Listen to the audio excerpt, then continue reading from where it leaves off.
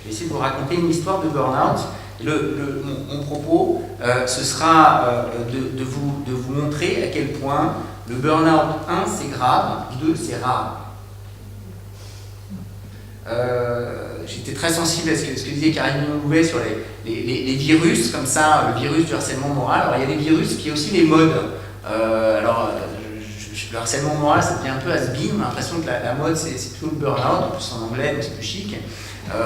Alors je voudrais qu'on torde le cou un peu à un certain nombre d'idées préreçues comme ça sur le burn-out.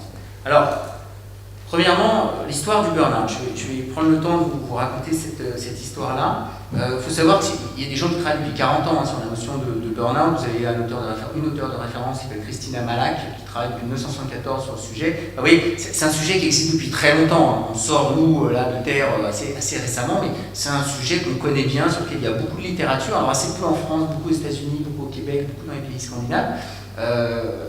Voilà, c'est un sujet qui est assez identifié en fait. Alors il y a beaucoup de définitions différentes, il y a peu de consensus autour de ces définitions, enfin il y a quand même beaucoup de réflexions sur ce sujet. Alors on pourrait décrire un burn-out, je vais vous raconter une histoire qui se termine mal, hein, je suis désolé.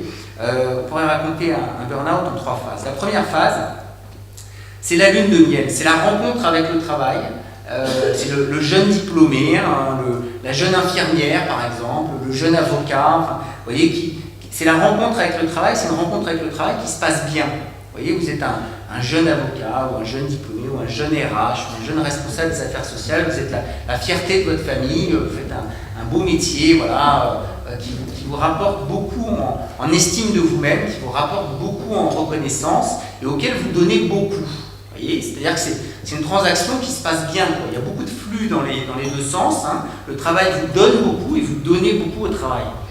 Alors parfois, comme le travail vous donne beaucoup et que vous lui donnez beaucoup, dans cette première phase de lune de miel, vous oubliez un peu le reste, quoi, hein. Construire une famille, avoir des hobbies, tout ça, ça paraît un peu fade, un peu inintéressant, à côté de ce lien très très fort qui vous unit à votre travail et dans lequel les choses peuvent durer très longtemps. Vous pouvez faire une très belle carrière, vous devenez associé dans votre cabinet plutôt que les autres, vous devenez directeur des affaires sociales plutôt que vos voisins, enfin, etc. Il y a une espèce de gradation comme ça, des signes de reconnaissance qui se fait de manière très satisfaisante, au prix parfois d'une construction par ailleurs.